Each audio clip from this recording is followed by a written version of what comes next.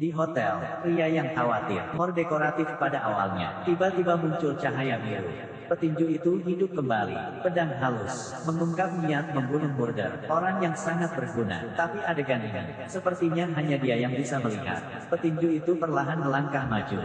Pria itu mencoba melarikan diri, tapi dimanapun dia berlari, petinju juga mengikuti gambar dengan bola. Ketika saya melihat itu belum berakhir, kemudian nyonya datang lagi, berani menggertak karyawan saya, bahkan tidak memeriksa siapa pemiliknya. Pada awalnya, kekuatan bertarungnya sangat kuat. Sesaat lemah seperti cewek, lambaikan tanganmu dengan lembut, tiba-tiba berubah menjadi abu. Gadis bernama Menwo, bisnis hotel, hidup lebih dari 1000 tahun. Sedikit hantu, ini pada dasarnya sepele. Satu-satunya hal yang bisa membuatnya gugup. Ini mungkin hanya uang. Mobilnya juga tidak buruk. Saya juga sangat ingin membeli. Tapi mobilnya sangat bagus. Mengapa Anda parkir seperti itu? Ini benar-benar, maaf. Ya Tuhan, kakak, Menwo. Dan nama pria ini adalah Jingu. 20 tahun yang lalu, ayah tidak sengaja pergi ke hotel Menwo untuk memetik bunga, untuk melunasi hutang. Ayah menjualnya. Sekarang dia adalah seorang karyawan di bawah Menwo. Ambil posisi manajer hotel. Hari pertama kerja, ternyata menjual lukisan. Berikan kepada saya untuk menjualnya hari ini. Saya harus pergi membeli mobil baru. Tidak ada jalan lain. Siapa bilang saya karyawan? Di jalan. Karena untuk mencari pembeli, Jingu berlari kemana-mana. Sambil bingung, siluet dua siswa perempuan menarik perhatiannya. Tapi yang mengejutkannya adalah, tubuh gadis itu tertusuk. Penampilan kedua orang itu sama. Tapi orang yang hidup, satu orang adalah hantu. Sadarilah ada sesuatu yang berbeda. Jingu mulai menyelidiki bahwa gadis itu kembali ke hotel. Dia ingin meminta bantuan majikannya, tapi ada pemimpin yang mencintai uang. Ini juga cerita sedih. Katakan padaku untuk menjual lukisan. Anda membawa pelanggan ke sini tanpa alasan. Apakah Anda seorang sopir taksi? Melalui investigasi, mereka tahu sumber segalanya. Betapa menyebalkannya putri seorang Taipan. Di jalan layang, gadis yang membuat kalung temannya. Kata-katanya penuh dengan ironi. Keluarga miskin, apakah Anda layak memakai ini?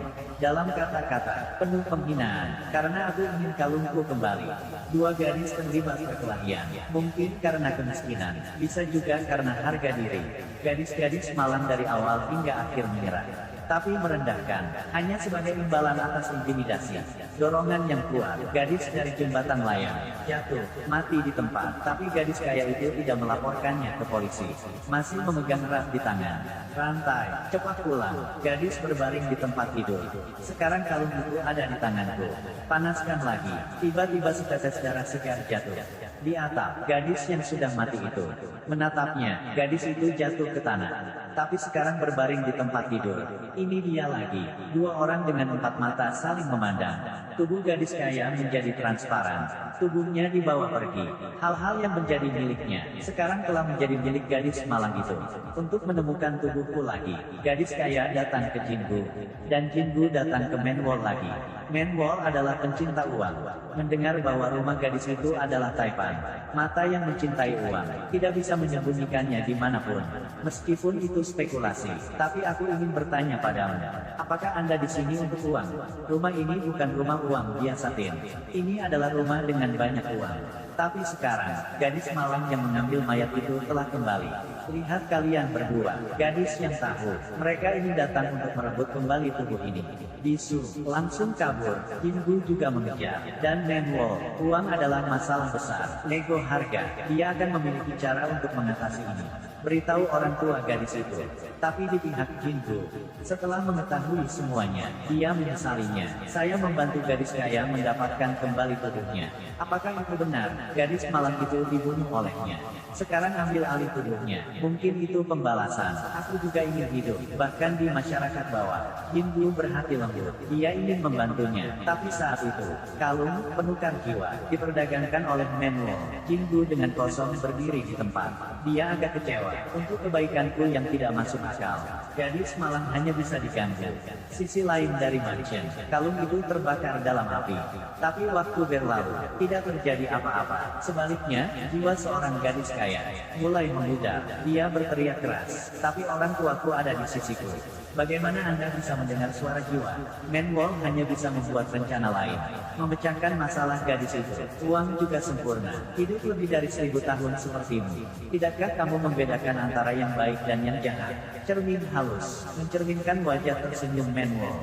Dia menghasilkan uang. Sangat senang. Tak lama malam pun tiba. Jingu tidak sengaja pergi ke halaman. Lihat pohonnya, desahan seru.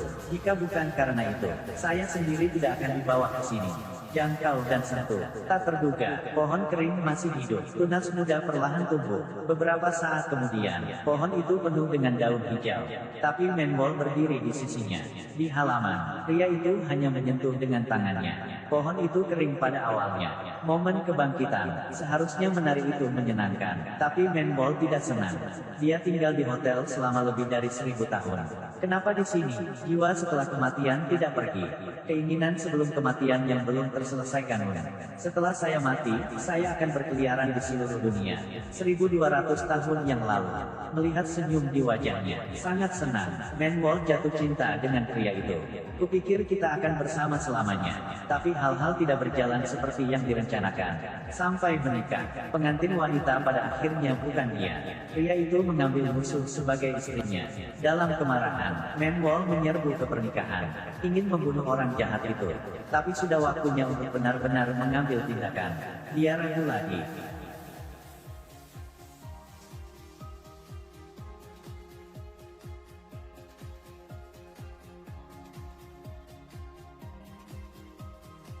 Karena terlalu banyak hutang darah, Menwol dipenjara di sini oleh Dewa Penyihir. Mengandalkan ekstradisi jiwa, singkirkan nasib buruk. Tapi bertahun-tahun berlalu, hutang sudah lunas segera. Tapi kenapa Menwol masih di sini? Perenungan jiwa menghilang. Dia menunggumu. Kapan pohon kering akan mekar lagi? Reinkarnasi hidup dan matinya akan mulai lagi. Yang dia tunggu-tunggu akan benar-benar kembali. Tapi melihat pohon kering hanya karena Jingu menyentuhnya. Saat-saat penuh dengan daun hijau, Menwol membeku. Apakah dia yang kamu tunggu-tunggu? Dahulu kala, Jingu bahkan bercanda. Kamu adalah mimpi buruk yang tidak bisa aku hindari. Siang hari adalah karyawannya, malam adalah kekasihnya lagi. Waktu berikutnya, Jingu bermimpi setiap malam. Menwol dalam mimpi, sangat memukau. Kamu membuatku marah. Pohon ini menjadi hijau karenamu. Jelek bisa mati, jadi saya harus konfirmasi lagi.